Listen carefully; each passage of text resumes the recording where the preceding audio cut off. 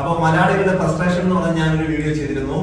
അതിന്റെ തുടർച്ചയായിട്ട് അമ്മയുടെ സെക്രട്ടറി ആയിട്ടുള്ള സിദ്ദിഖിക്ക ഒരു പത്രസമ്മേളനം നടത്തി. പത്രസമ്മേളനത്തിൽ കുറെ കാര്യങ്ങൾ പറഞ്ഞു.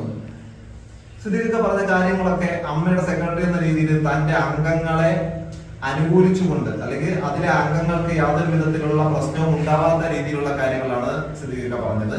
അതിനുശേഷം ജഗദീഷ് ചേട്ടൻ ഒരു പ്രസ്താവന നടത്തി.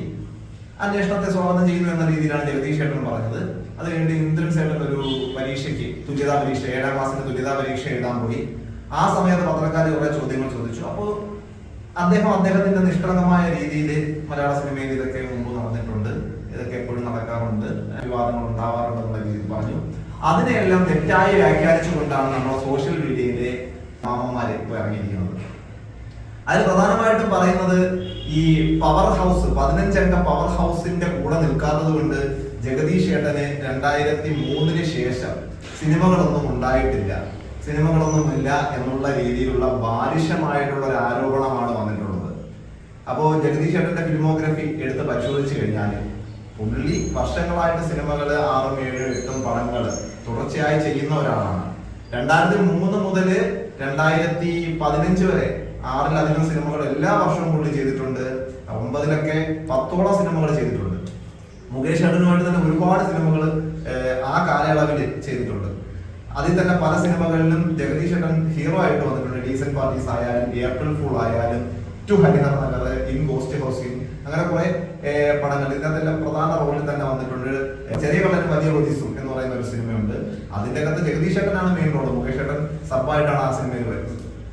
ഏപ്രിൽ ഫൂളിലും ജഗദീഷ് ചേട്ടനാണ് മെയിൻ. അങ്ങനെ ഒരുപാട് സിനിമകളാണ് പുള്ളിക്കാരൻ ഈ ഒരു കാലയളവിൽ ചെയ്തത്. എന്നിട്ട് ജഗദീഷ് ചേട്ടനെ ഒതുക്കി എന്നുള്ള രീതിയിൽ ഉള്ള ഒരു പ്രചരണം സോഷ്യൽ മീഡിയ വഴി നടത്തുന്നുണ്ട്. അത് വിദ്യാഭ്യാസമുള്ള ചെറുപ്പക്കാരൊക്കെ അത് ഷെയർ ചെയ്യുന്നു. ഞാൻ നോക്കിയപ്പോൾ വിദ്യാഭ്യാസമുള്ള ഒരു ചെറുപ്പക്കാരൻ ഇതൊക്കെ വലിയ രീതിയിൽ ഷെയർ ചെയ്യുന്നു. പിന്നെ 2015 ശേഷം പുള്ളിക്കാരൻ ചാനലിലേക്ക് കൂടുതൽ സജീവമായി, പകരം സിനിമകൾ കുറച്ചു. അതിന്റെ കാരണം എന്ന് പറയുന്നത് പുള്ളിക്കാരന്റെ വൈഫ് നമുക്ക് എല്ലാവർക്കും അറിയാം, ഡോക്ടർ രമയാണ്. ഡോക്ടർ രമ ആ സമയത്ത് അസുഖബാധിതയാവുകയും അപ്പോൾ അവരുടെ കൂടെ സമയം സ്പെൻഡ് ചെയ്യാനായിട്ട് ഭർത്താവുന്ന രീതിയിൽ പുള്ളിക്കാരൻ സമയം സ്പെൻഡ് ചെയ്യാൻ വേണ്ടിയാണ് സിനിമയിൽ നിന്നൊരു ഇടവേള എടുത്തത്. അതുപോലും മനസ്സിലാക്കാതെ ആ ഒരു ഇടവേള ഈ താരങ്ങളെല്ലാവരും കൂടെ ചേർന്ന് ജഗദീഷനെ ഒതുക്കി എന്ന രീതിയിലാണ് സോഷ്യൽ മീഡിയയിലൊക്കെ പ്രചരിപ്പിക്കുന്നത്. സത്യത്തിൽ അങ്ങനെ ഒരു ഒതുക്കലും ഉണ്ടായിരുന്നില്ല. പുള്ളിക്കാരിയുടെ മരണശേഷം വീണ്ടും ജഗദീഷ് ചേട്ടൻ സജീവമാവുകയാണ് ചെയ്തത് സിനിമയിൽ. ഈ കാലഘട്ടത്തിലാണ് ലീല പോലുള്ള സിനിമകളൊക്കെ ജഗദീഷ് ചേട്ടൻ ചെയ്തത്. വ്യത്യസ്തമായ റോളുകൾ, റോസ്ലി കർണാൽ പോലുള്ള സിനിമയിലൊക്കെ വളരെ പ്രധാനപ്പെട്ട റോള് ചെയ്ത ഒരു കാലഘട്ടം കൂടിയാണ്. അപ്പോ അങ്ങനെയുള്ള ഒരാളെ ഒതുക്കുന്നതായിട്ടാണ് ഒതുക്കിയതായിട്ടാണ് ഇത് പറയുന്നത്.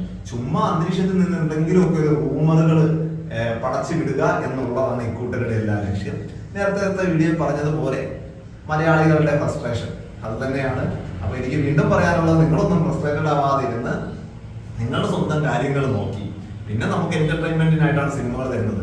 നമുക്ക് ജോലി ഭാരമൊക്കെ കൂടുമ്പോഴത്തേക്ക് അല്പം റിലാക്സ് ചെയ്യാനായിട്ട് സിനിമയൊക്കെ കണ്ട് ജീവിതം മുമ്പോട്ട് കൊണ്ടുപോവുക എന്നുള്ളതാണ് എനിക്ക് പറയാനുള്ളത്. ഹാഷിർ വാഴ റിലീസായ സമയത്ത് പറഞ്ഞ അതേ കാര്യം അതിൻ്റെ അകത്ത് അവരെല്ലാം കൂടെ ചെയ്ത ഹാഷിറും ടീമും ചെയ്ത വീഡിയോയിൽ പറഞ്ഞിട്ടുള്ള കാര്യം, നിങ്ങൾ എന്റർടൈൻമെന്റ് ആയി ഇതിനെ കാണുക, അതുമായിട്ട് കാണുക, ചിരിക്കുക, എൻജോയ് ചെയ്യുക, അതിനുശേഷം നമ്മുടെ ജോലിയിൽ മുഴുകുക.